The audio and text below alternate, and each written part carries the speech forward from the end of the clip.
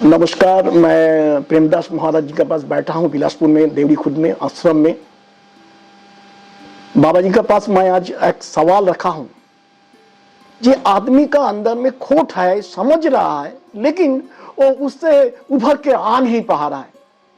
तो आध्यात्मिक जीवन वो कैसे अपनाए बाबा जी? ये तो प्राकृतिक चीज है। खोट और अच्छा दोनों एक साथ रहेगा। व्यक्ति के जीवन में दोनों एक साथ रहेगा। सुमति कुमति सबके उड़ रहे, नाथ निगम पुराण यश कहे। जहाँ सुमति तहाँ संपत्ति नाना, और जहाँ कुमति तहाँ विपत्ति निधाना। सबके हृदय में अच्छा और बुरा दोनों है। जहाँ अच्छा है, सुमति है, वहाँ सब प्रकार का शांति और सुख है। और जहाँ कुमति है, वो सब प्रकार का दुख वहाँ पर है। विभीषण जी रावण को समझा रहे, आप ये मत समझिए कि मैं बहुत बड़ा विद्वान हूँ, सब कुछ हूँ, ये हूँ वो हूँ, वो तो अलग चीज है। लेकिन ये प्राकृतिक गुण है, जीवों के अंदर में दोनों रहेगा। सुमति और कुमति दोनों रहेगा। पर अपने विवेक के द्वारा, सत्संग के द्वारा और साधना करना पड़ेगा। साधना पड़ेगा, अभ्यास करना पड़ेगा। अभ्यास के द्वारा कुमति पर हम विजय प्राप्त कर सकते हैं। बिना अभ्यास से नहीं। हमारे अंदर खोट है, हम जानते हुए भी करते हैं। हमको विचार बताता है ये खोट है, गलत है, मत करो, फिर भी करते हैं। तो अब तो बता रहा है, वहां कोई दूसरे की जरूरत नहीं है, आपकी आत्मा में ही बता रहा है। ये मोबाइल है, मत लेके जाओ, ये दूसरे का है, ये गड़बड़ है। लेकिन आसक्ति मोहवश हम उसको उठा के लेके चल देते। बहुत सारे क्रियाएं हैं, इन क्रियाओं के अभ्यास के द्वारा साधना किया जाता है। महात्मा लोगों यहाँ संयम और अभ्यास होता है, इस कारण से बहुत चीजों पर उनका कंट्रोल होता है। गुरु जी के द्वारा ये बतलाया जाता है। तो गुरु जी को वो ब्रह्मा विष्णु मानते हैं कि गुरु जी हमारा परम ब्रह्म है। तो गुरु जी की वाक्यम जनार्दनम, गुरु जी जो बोले उसको मानना है। वो अच्छा है कि क्या है, उस पर कोई तर्क बिना किए हुए मानना, अभ्यास करना। वो अभ्यास के जरिए वो अपने खोटाई पर भी काबू पा जाता है। गुरु जी बीच बीच में बतलाते ये गलत है, ऐसा नहीं करना चाहिए, तो जान जाता है गुरु जी बोले गलत है। वो गलत है कि सही वो न जानता हुआ तो भी गुरु जी बोले हैं, उस पर मानता है। मानकर अभ्यास किया, अभ्यास से वो काबू पाएगा। ये सरल उपाय है, इसमें कोई बड़ा बीमारी नहीं है। ये जितनी भी बीमारी है, काम क्रोध लोभ मोह कोसार, ये कोई बहुत बड़ा प्रबल काम नहीं है। इसमें बहुत बड़ी शक्ति की जरूरत नहीं है, साधना की जरूरत है। खाली समझने और साधना की जरूरत है। जब हम समझ जाएंगे ये पानी है और ये दूध है, तो हम दोनों को अलग अलग कीमत करेंगे। हम समझ जाएंगे ये बुराई है और अच्छाई है, तो उसका अलग कीमत करना चालू करेंगे। कब करेंगे? गुरु जी के द्वारा बताए हुए अभ्यास से। अपना जानते हुए भी गुरु जी जब बोल देते हैं तो लगता है कि गुरु जी बोले हैं, एक विशेष पावर आ जाता है और उससे अभ्यास बनता है। अभ्यास बनने से वो साधना में जुड़ जाता है। और कोई बोलता है तो तर्क करके काट देता है, वो अपना भी तर्क बताता है। तो तर्क में वो साधना कर नहीं पाता है। मनुष्य को अभ्यास करना पड़ेगा। और गुरु बिनु हो ही न ज्ञान, ज्ञान न हो ही विराग बिनु, गावे ही वेद पुराण, सुख की लई हरि भक्ति बिनु। असुख चाहता है लेकिन भक्ति नहीं करता, भगवान की आराधना नहीं करता, भगवान पर विश्वास नहीं करता, या भगवान के स्वामी पर नहीं जाता, गुरु पर विश्वास, उसको सुख नहीं मिल सकता। कोई पाप की विश्राम, तात सहज संतोष बिनु। कोई विश्राम पा सकता है क्या जीवन में संतोष के बिना? ना। चले कि जल बिनु नाव, कोटि जतन पच पच मरिए। सीधा उपाय है कि नौका पानी के बिना नहीं चलेगा, चाहे जितना प्रयास कर लो, पानी में रहेगा तभी नौका चलेगा। उसी तरह कोई विश्राम की पाव, तात सहज संतोष बिनु। यहाँ कामना है और ये संतोष है। संतोष कर लिया, पूरा लाइन बंद, ठीक हो गया। संतोष नहीं किया, कामना में रहा, चलते रहो। अब कहाँ तक जाओगे वो क्या पता नहीं है, मर जाएगा चलते चलते, वो बेचैन हो जाएगा कामना में। तो संतोष करेगा तो कामना का नाश हो जाएगा और वो शांति पा जाएगा। गुरु बिनु होई कि ज्ञान, ज्ञान की होई विराग बिनु। गुरु के बिना ज्ञान नहीं हो सकता है, और ये सारी चीज बुराइयां भी नहीं जा सकता है। गुरु को परम ब्रह्म मानने के बाद ही वो जाएगा। गुरु में भी यदि मान लिया कि हमारे जैसा मनुष्य हैं, ये भी तो ऐसे ही करते हैं, तब उसको भी काबू नहीं आएगा, वो नहीं कर सकता। गुरु में ब्रह्मत्व मानने के बाद ही वो चलेगा। गुरु जैसे भी हो, गुरु मनुष्य हैं या ये सब, लेकिन गुरु में ब्रह्म मानेगा कि हाँ ना, हमारे गुरु जी ब्रह्म को सर्वोपरि मानते। वैसे गुरु जी को सर्वोपरि मानोगे तब बात को सुनोगे और उस राह पर चलोगे, समस्या का हल है, भटकने की जरूरत नहीं है।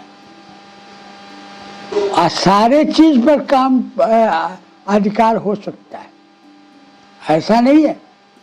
काम पर विजय पा लोगे, क्रोध पर विजय पा लोगे, लोभ पर विजय पा लोगे, सब पर लोग। इनके द्वारा साधना, अभ्यास के द्वारा, अभ्यास तो लगा पड़ेगा।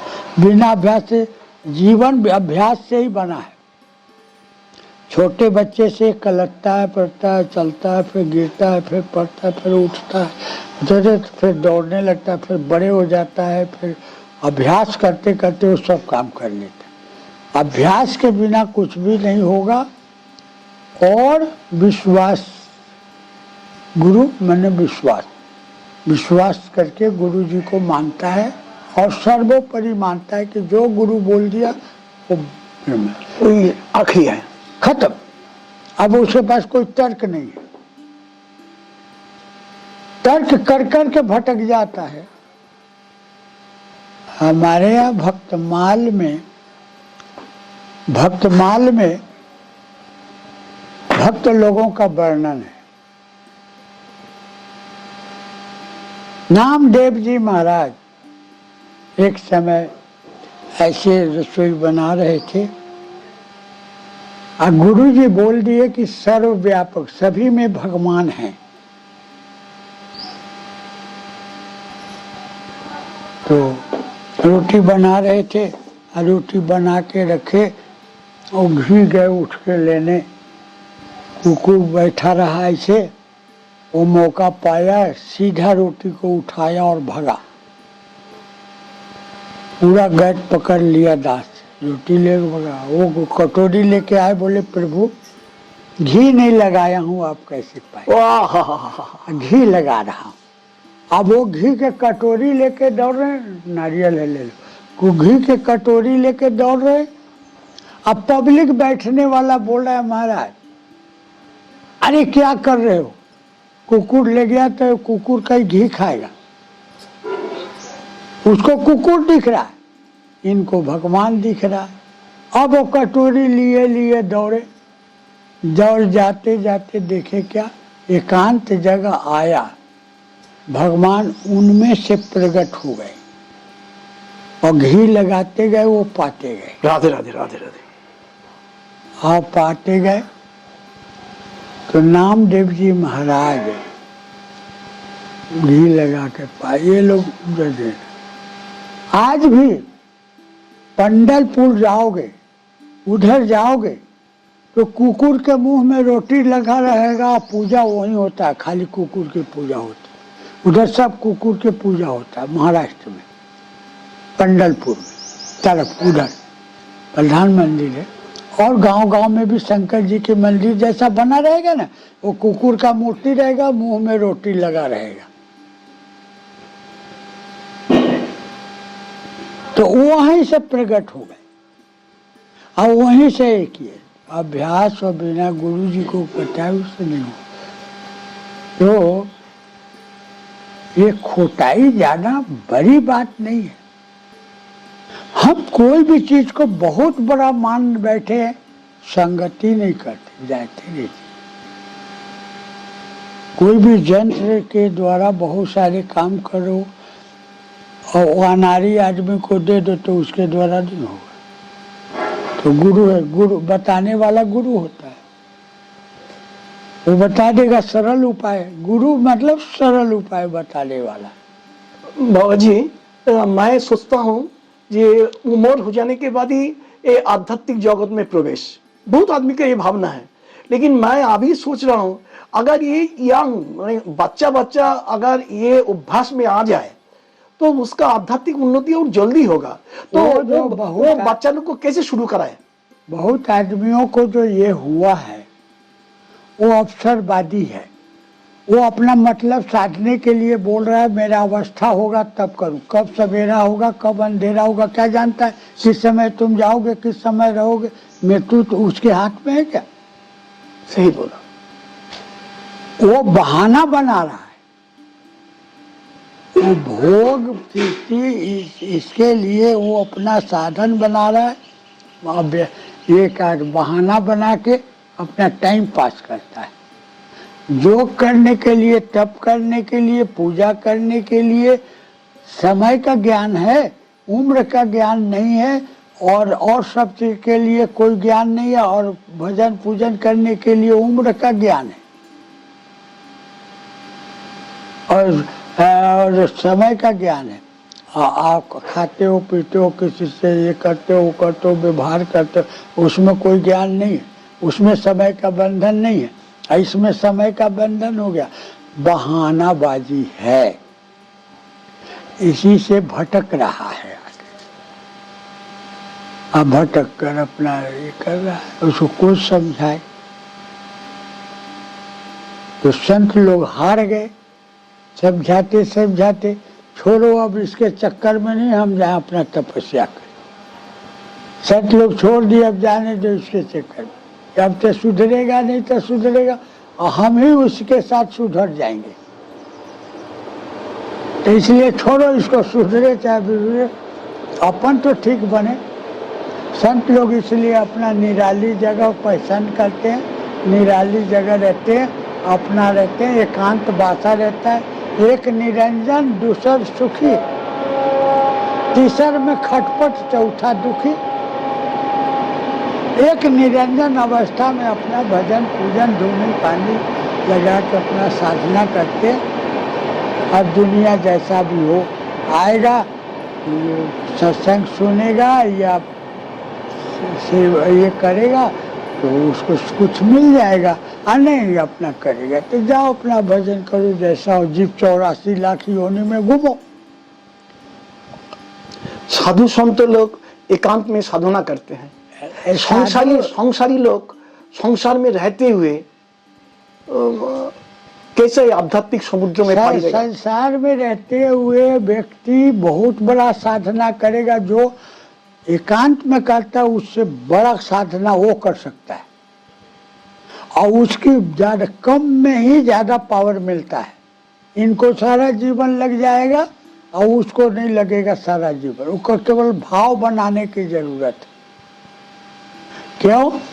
संत लोग कहते हैं कि 3,500 मंत्र का जाप करता हूं,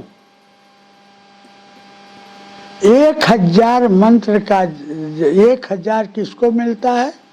जिसका चून उसका पूर्ण, जो भोजन छाजन व्यवस्था देता है उसको होता है।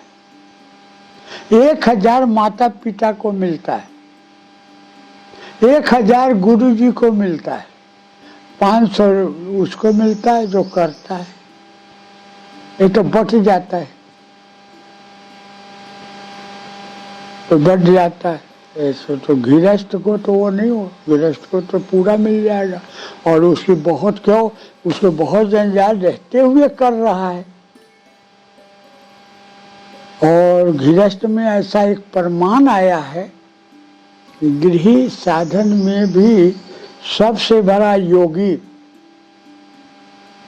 विदे हुए हैं, शरीर रहते हुए शरीर से अलग। शरीर का अब ये उनको भानु नहीं है, शरीर है, उनको अग्नि धरे हैं कि नहीं धरे हैं, अग्नि जला रहा है कि नहीं जला रहा है, उसका भी उन्हें ज्ञान।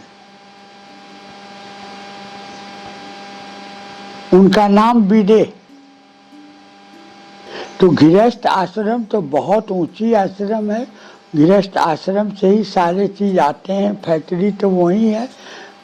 गृहस्थ को रह गया बशर्ते इस तरफ झुकाव होने का, इस तरफ उसका झुकाव नहीं है, इसीलिए उसको लगता है कि मैं अधर में हूँ, मैं किनारे हूँ। लेकिन सबसे बड़ा तो ऊंचा आश्रम गृहस्थ है, वो थोड़ा कर सकता है, थोड़ा में उसको बहुत मिलेगा। बोलिए ब्रह्म बाबा की जय। मोहन बाबा की जय।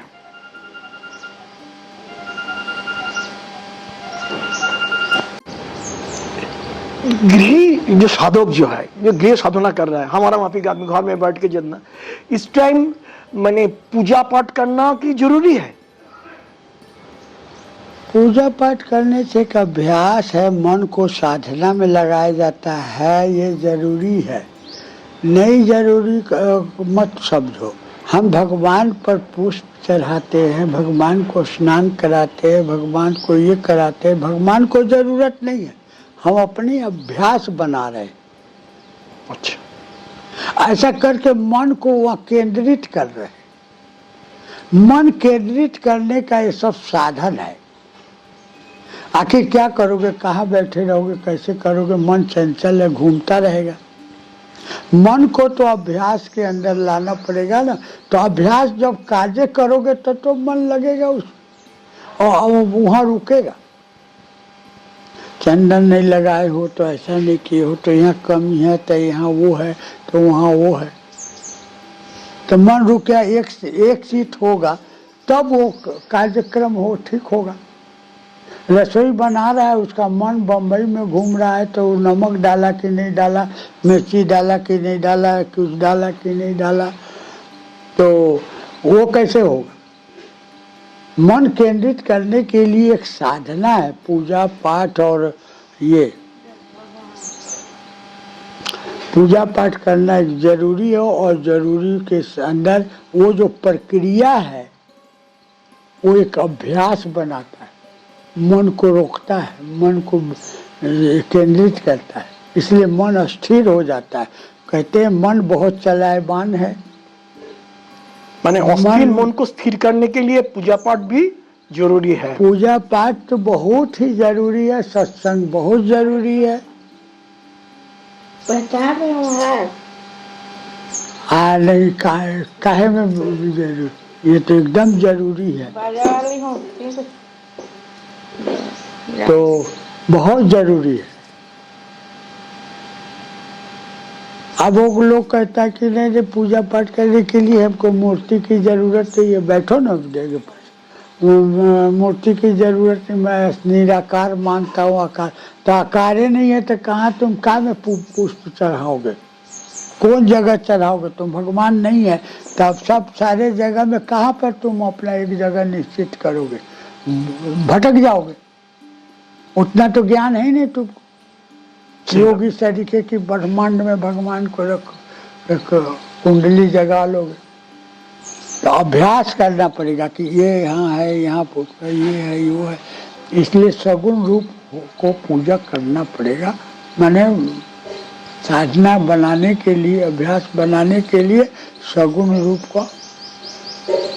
बाबा जी, अभी आप एक शब्द बोला है कुंडली, इसका एक सहज व्याख्या कर दीजिए ना, आदमी समझे। कुंडली शांत लोग जगाते हैं, कुंडली जगाते हैं और योग करते हैं, योग क्रिया से रहते हैं, योग से अपने आप को अंडरग्राउंड कर लेते हैं, बाहर नहीं रखते हैं, तो उसमें मन केंद्रित उनका हो जाता है, मन बाहर जाता नहीं है, शरीर भी केंद्रित हो जाता है, मैंने अपने अभ्यास में रह जाते हैं, जिसको योगाभ्यास भी कहते हैं, योग करते हैं, तो सारे क्रिया जगाते हैं वो लोग। उन लोगों को बहुत क्रिया होता है, विस्तार होता है, तो वो लोग ज़्यादा करेंगे, बताएंगे आपको और भी है। और व्यवहार का अंतर है, लोग बोलते हैं, पब्लिक बोलता है खाओ पियो मौज करो, और संत बोलते हैं प्रसाद पाओ भजन करो। प्रसाद पाओ भजन करो, और वो लोग बोलता है खाओ पियो मौज करो। अंतर ये हो गया कि खाओ पियो मौज करो चिंता युक्त हो गया, चिंता युक्त समझ गया, हाँ, चिंता युक्त है, चिंता युक्त हो गया। और संत कहते हैं प्रसाद पाओ भजन करो चिंता मुक्त हो गया। अब लो यही अंतर हो गया, संतों के कोई चिंता ही नहीं है, प्रसाद पाए भजन में व्यस्त रहे। प्रसाद कहाँ से आएगा वो भी चिंता नहीं है, और वहाँ खाओ पियो मौज करो के लिए कहाँ से आएगा उसके लिए सब कुछ के लिए इसका चिंता है। अब देख लो वो, और वही बंधन में वो मकड़ी के जाल में फंसा है, कहता है मैं गृहस्थ हूँ। अरे गृहस्थ तुम कहाँ से आया, तुम भी वही हम भी वही, एक ही सांचे से दोनों आए हो। मैंने गृहस्थ के घर से साधु भी आते, एक गुरु के समीप में है, इसलिए ये ज्ञान हो गया और चिंता मुक्त हो गए। ये तो ऋषि संतान है, ये जितना है हमारे यहाँ ऋषि संतान है, अरे सब जितना है हिंदू मुसलमान सब ये है सनातनी है, आया कहाँ से, इसी में से तो निकला है, सब अलग अलग बना लिया। नमस्कार, मैं बीपी विश्वास, मेरा चैनल विश्वास 9943 आप स्क्रीन के ऊपर देख पाएंगे। मैं अभी ब्रह्म बाबा आश्रम में हूँ बिलासपुर में, और अभी तक जो आध्यात्मिक चर्चा आप सुने होंगे हमारा श्री श्री प्रेमदास जी महाराज का कंठ से, उसका श्रीवाणी सुनने के लिए आइए हमारा चैनल में और सुनिए। आज साल का 2024 का द्वितीय दिन है, मैं सबको हमारा आध्यात्मिक नमस्कार ज्ञापन कर रहा हूँ।